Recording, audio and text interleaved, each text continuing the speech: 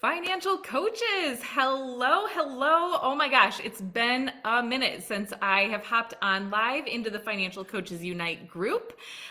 So hello everyone, so great to be hopping in here tonight. For those of you who do not know me, my name is Jill Emanuel. I'm the Director of Coaching for Fiscal Fitness Phoenix. I am one of the admins for this group and one of your instructors and mentors for the Financial Coach Academy and the Financial Coaching Toolkit. And I wanted to hop on for a couple of reasons. One is that I had a really great coaching call with some clients, and I thought it was something very relevant and something that some of you could likely benefit from because it is probably a topic that will come up at some point. And this is when you observe that your client is self-sabotaging. And I know from the business coaching I've been doing with other financial coaches that they sometimes are struggling with how to find the words or how to approach tough conversations or how to call a client out when you, the coach, can see that there is something going on that they maybe don't see for themselves or it might be hard for them to hear. So I want to dive in to how that coaching call went and how you can have that conversation with a client who might be self-sabotaging. The other thing that I wanted to do is hop on and remind you guys that the Financial Coach Academy and Financial Coaching Toolkit are going to have a price increase at the end of this month. So now through the 31st of March is the last time that you can get either of these things for only $19.97. Starting April 1st, they will be $29.97. So this is just your friendly reminder that if you've been on the fence or if you've been thinking about investing in one of those courses to help you with your financial coaching business, now's a really great time. All right, so let's dive in. I'm going to sort of give you the backstory and the scenario of what was happening with these clients of mine, how they were self-sabotaging, and what the conversation looked like during that coaching session. All right, so these clients I've been working with for about 6 months now. They are a husband and wife. They own a business. It's actually a very successful accounting firm. So yes, accountants and everyone else needs help with their money and wrapping their arms around everything. And one of the things that we've been trying to do over these 6 months is we've gotten the business pretty streamlined. We've gotten most things on the personal side pretty streamlined, but the husband, who is the one that manages paying all the bills, manages all of the accounts, was having a lot of resistance with putting money into savings on the personal side of their money. That is one of our sort of philosophies at Fiscal Fitness. Any of you who have been through the academy, you've seen how we sort of format our budgeting philosophy using the plan ahead method. And one of the things we do is have people save every single month for upcoming expenses. We have them put it into different savings buckets, or they can put it all into one main savings bucket, but just know that they're saving for different things. And this couple, we've tried talking about different ways they can do it, what's going to be the best method for them, how they can visually see it, what feels the best for them. And every time that I met with them, yet again, they would say, we didn't do it. We didn't put the money in savings. We just couldn't do it. And they always have some sort of explanation, right? Which a lot of times are grounded. But I think ultimately what was happening is there was some resistance around why are we doing this, or it's going to leave us too short in our account. We spend the money on other things anyway. And that's always the reality, isn't it? Until we start saving intentionally and putting the money aside for something purposeful, other things come up and eat into that, or we're spending it on the things that maybe we wanted to be saving for down the road. So this session happened again, and we were talking about like, what is happening here? You know, money didn't go into savings again.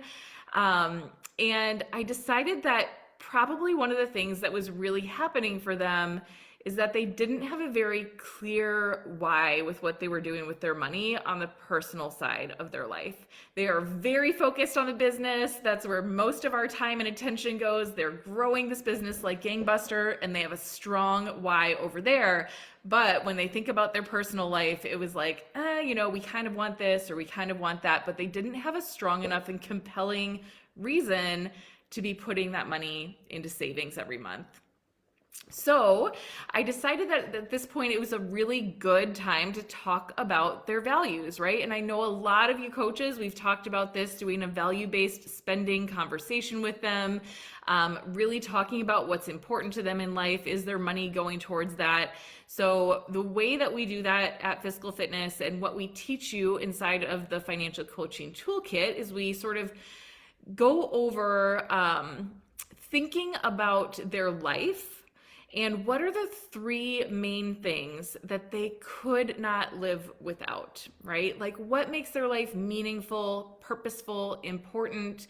What things, if they were missing from their life, they would feel were just greatly lacking and that their life didn't feel complete without them. And when I'm working with a couple, I ask this question to both of them and I set the stage and let them know, I want you to think about this, but I don't want you to have a conversation. I want you each thinking about this individually because I didn't want one to influence the other. And we sort of set the stage that as a couple, there could be a top six, right? There could be six top values, three from each of them, and they might be completely different.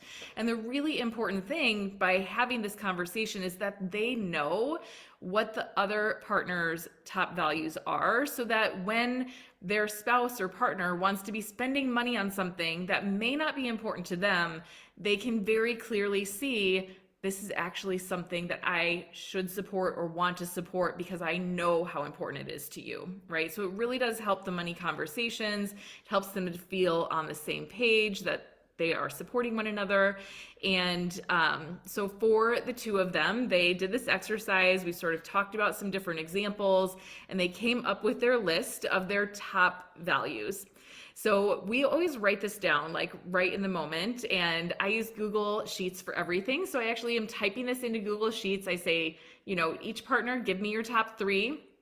They give them to me, and then we dive into each of them and say, well, what does this mean to you specifically, right? Because family could mean different things to different people. If someone says my family is one of my top values, one person might say, well, that's just spending time with my immediate family, my spouse, my partner, my kids.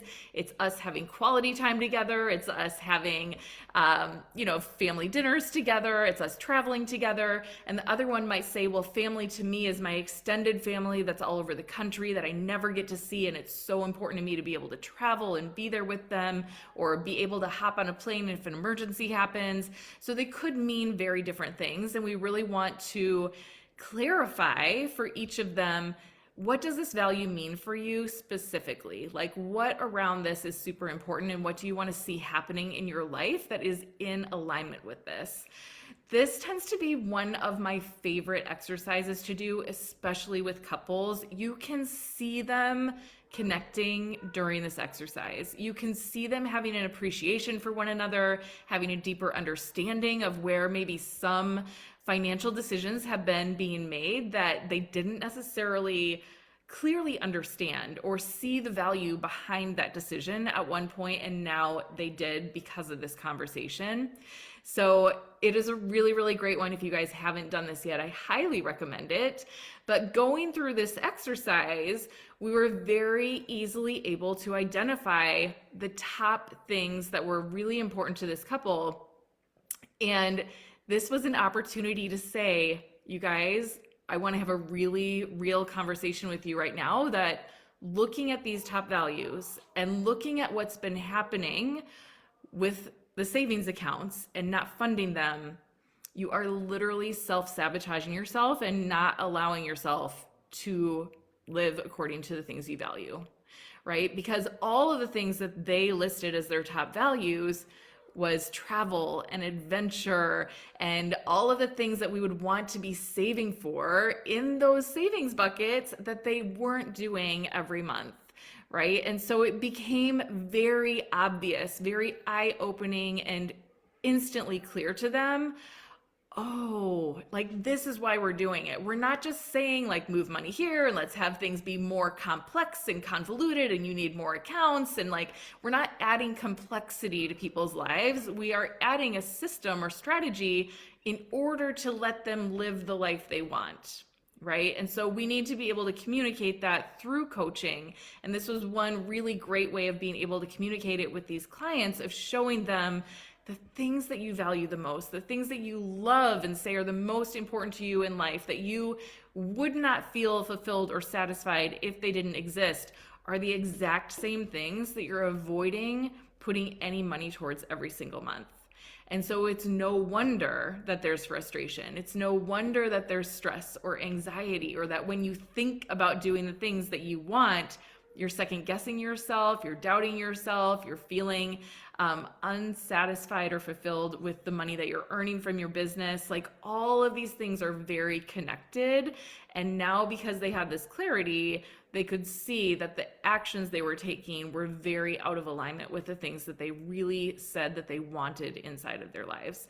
So this is just a really great way to introduce it. If you notice that there's a client that maybe is not taking the actions that they, are going to move them forward, or that they say are important, but they're kind of avoiding them or dragging their feet, it may simply be that they don't have a very clear connection between the things that they value and want out of life and what's happening in their bank account, right? So this is a great way to help bridge that gap and get them connected to that vision and connected to the action, so that they can actually have those things. So it wound up being a really great call. The clients were like, oh my gosh, yes, we absolutely need to be putting money towards certain things. We got a really great game plan. And so I'm looking forward to seeing them next time and seeing that they did make those transfers. That will be a really great accomplishment and milestone. But this exercise, doing the 3 values, is only one of 65 that we explain inside of the toolkit. And so I wanted you guys to kind of see what that looks like. We have over 65 different specific training exercises for clients, with training videos, downloads, handouts. Kelsa and I walk through all of those exercises in great detail, and we really talk through, like, at what place in the client's journey would you want to use this exercise? What are you seeing as the coach that this is the right exercise to use or introduce at this point, and it's going to help your client over a specific hurdle? How do you approach the conversation, and what things are you likely to hear in response from the client, or what things are likely going through their head or happening in their life that are contributing to the situation?